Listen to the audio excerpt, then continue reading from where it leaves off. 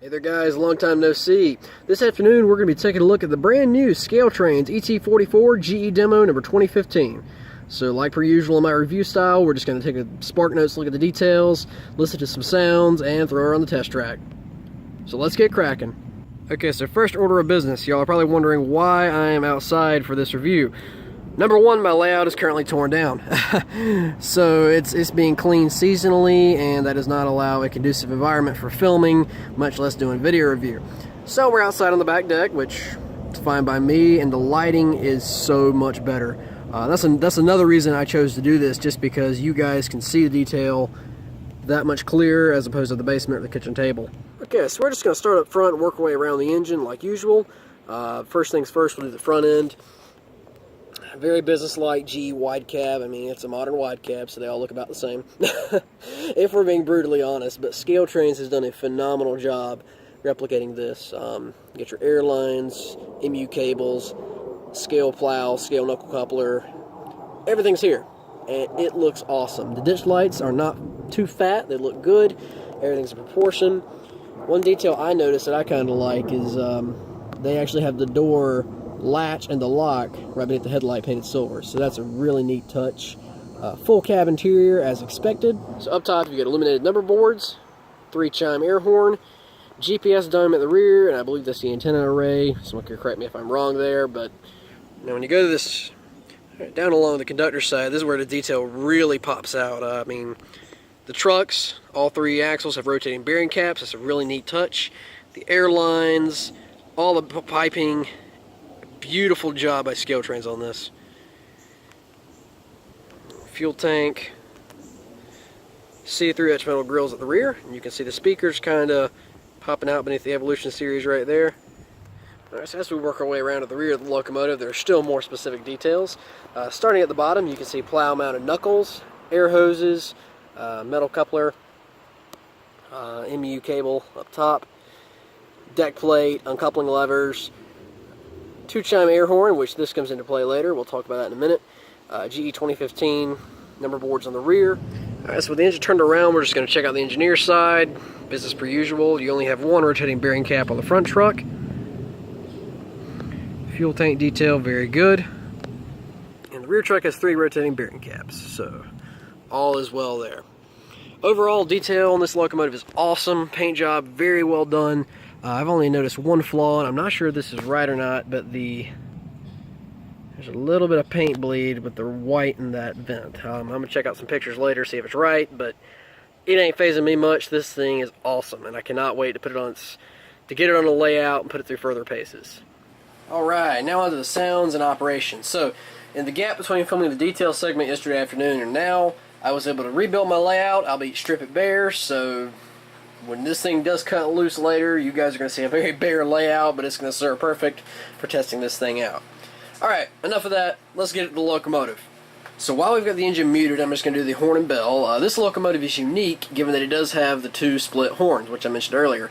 3-chime up front, 2-chime on the rear. And this does change depending on your direction of travel. So first things first is the E-bell.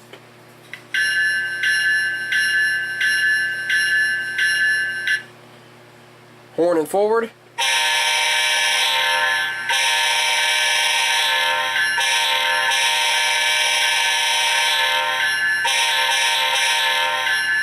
And that also does trigger the auto E-bell, which you can disable. I will provide the CVs for this in the video on screen. I'm going to mess with it here shortly and see if I can get it to shut up. Like, it's a great sound effect, but I want to blow the horn without the bell triggering all the time. So we're going to turn it in reverse. And here's the 2-chime on the rear.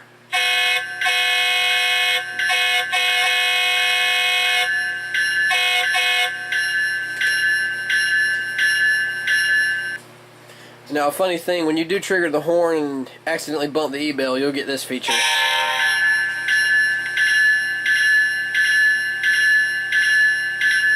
So you can get a little double bell going there. Function 3 is coupler crash.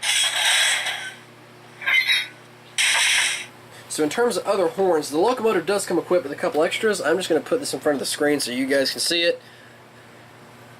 There's your bell variations. They're with E-bells.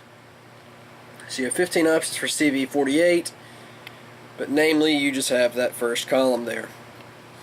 And like I said, I will attempt to program the CV in to get that auto e-bell off. I think you basically just turn the volume of that down so you can blow the horn as much as you'd like.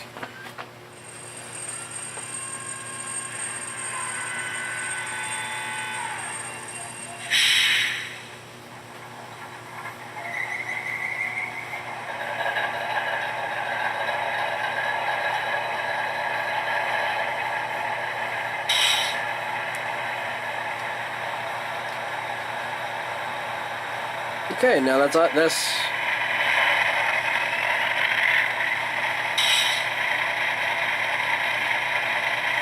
the idle sequence. So I'll bump the throttle just a little bit, turn drive hold on, so you can hear it cycle through. You go straight to 8.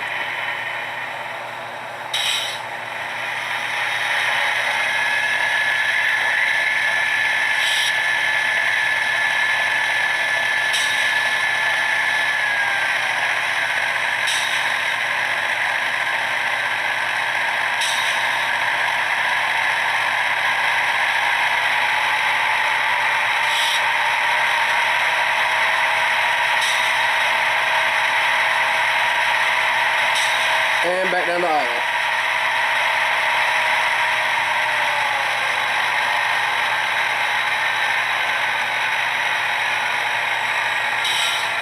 So overall, I mean, this is accurate for the Tier 4s. I will say the idle compared to most Gs is a little underwhelming. That's not the fault of the decoder by any chance. That's just the locomotive itself. When you stand next trackside to a Tier 4, it's going to sound a little different compared to our older Tier 3s and everything else that we see on the rails. But overall, ESU nailed it. The dual speakers is fantastic for this locomotive, and it really does bring out the sound quality.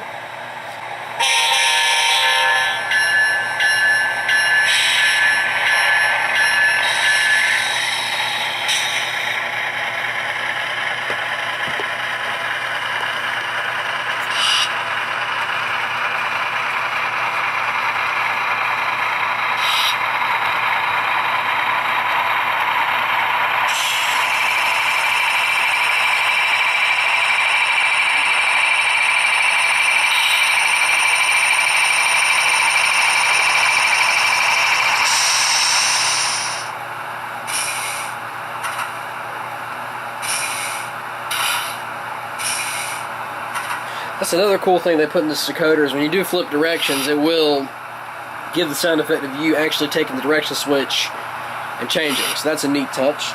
So let's back her up a little bit more.